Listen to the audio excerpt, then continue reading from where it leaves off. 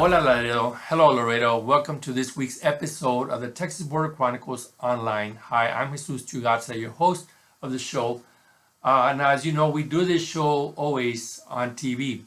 But because of the pandemic, we decided to protect our employees and decided to protect ourselves during this time and to practice social distancing and follow other conditions of the ordinances as well. So we'll be back on the air as soon as the pandemic is over. But until then, we are going to be doing the show online at Texas Border Chronicles. So feel free to check us out always online. You'll be getting a new episode every week. However, this week we happen to have one new guest, and that happens to be our Congressman Henry Cuellar. Welcome, Congressman, for coming on the show. We appreciate the fact that you were able to give a few minutes. I know you've been very busy getting ready for your appointment. Actually, I'd like to tell the public here that you have just been appointed by to the President's task force to consider ideas, suggestions for the federal government to open. Congratulations. Thank you so much. It's bipartisan. In fact, yesterday we had a phone call, Democrats and Republicans with the president, the vice president. I got to ask my question about our border issues, how we work here on the border, the economy, to trade. So it's going to be something that we're going to be, I certainly want to ask the public, your public, to give us any of your audience, or give us any suggestions as to how we ought to open up the economy. Are you satisfied, at least at the beginning right now, with Dr. Fauci's, suggestions on the 4 phases that he came out with a few days ago? There's 4 things we need to look at. I think this is what experts have been looking at. One, is there enough testing in a community or in a state? The state of Texas, according to the Johns Hopkins Center, has only tested 0.5% of the population. 0.5, not even 1%. Second, is there a system to do tracking and monitoring of the people that have tested positive? 3, are the hospitals operating in a non-crisis mode?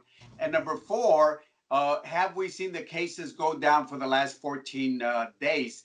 If we're able to answer those 4 questions, we certainly can talk about the health of the economy. Whatever we do, we need to do it in phases. I think that's what the President's task force is looking at, recommendations. This is, I think, the governor's office, as you know, is looking at some things. But again, we have to be very careful, and we got to make sure we take the input from the medical area and, of course, from the city and the county officials. Right. I did notice that the governor's proposals, all of them basically were saying we are going to open it in transitional period, but we'll be looking at it as the medical conditions change. I would imagine that's what he meant, that he'll open up in due time. But coming back to closer to Laredo, we continue to have the issue about testing. I'm sure those are the issues that you can be taking to Washington, also try to increase the number of testing. That continues to be a problem. Yeah, and certainly we need to have testing. Today we were on the phone with the FDA Commissioner, Dr. Stephen Hahn, and we, whether it was myself or whether it's other members, there's just not enough tests. There have been this emergency use authorizations that have been authorized, and there's just not enough testing. And it was interesting because there were other members from New York and other places who were saying, hey, look, we had even Abbott, the company. Right. There was a situation where somebody was in a hospital that was sick. They did the test, and the test showed it negative, but that person was in the hospital on this. So there's still a lot of question about the test. And still a lot of bugs, a lot of issues with it. Yes. Well, exactly. I wish you the best, because certainly it's all for our benefit, one way or another. On the other side, Congressman, the issue of small businesses in Laredo have been devastated. I would imagine all over your district have been devastated with pandemic, with many of the businesses closed. You did your best in terms of, Congress did their best in terms of providing funding to 2 very popular programs. I believe it was called the Paycheck Protection Plan and the Emergency Disaster Loan Program, both of which ran out of money this past week. What are your goals concerning those issues or those particular programs? Generally, let's talk about small businesses. We put over $350 billion to help small businesses. It's hard I've been a small business owner myself. It's hard to look at taxes, payroll, personnel, all that.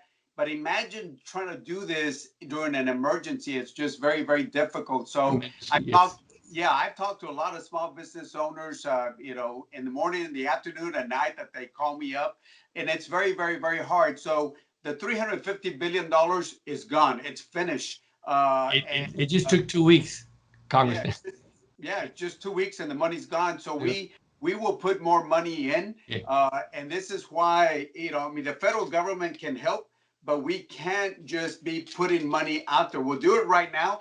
We have to open up the economy, but again, if we don't answer those 4 questions that I mentioned a while ago, it's going to be hard to open up the economy. But I would say this: we need to do it. We got to do it very carefully. We can't say we're going to open it by May 1st or certain No. date.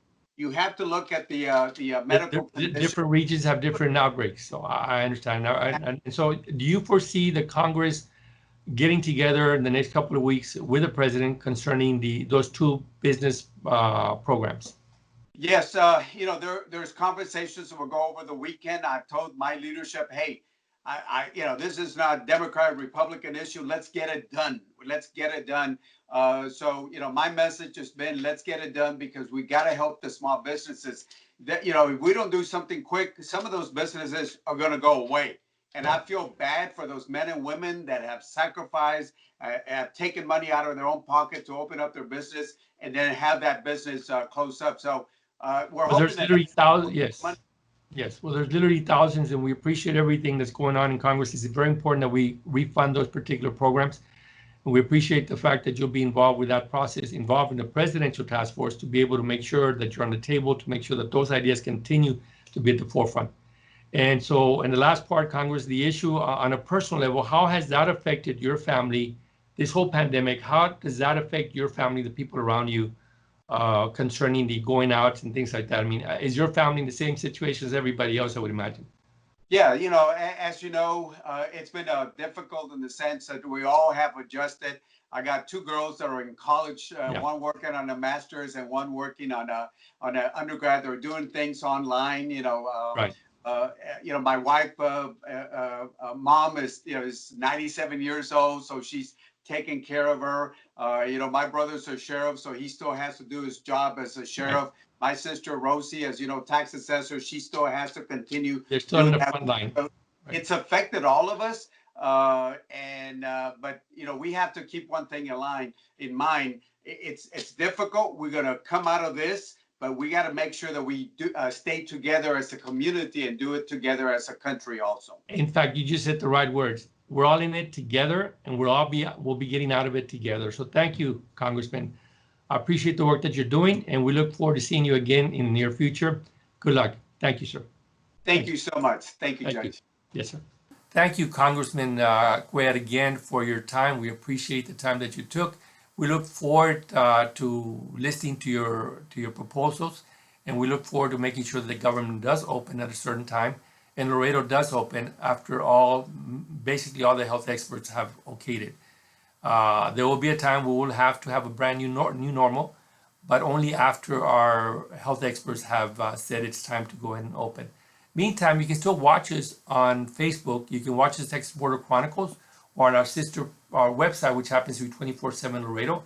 Both, in fact, Facebook pages are combined together on our online page, which is TBC LTX. You can check it out on a daily basis. Meantime, on behalf of the TBC team, thank you again for watching. Continue to have a safe quarantine and stay home and stay safe. Thank you.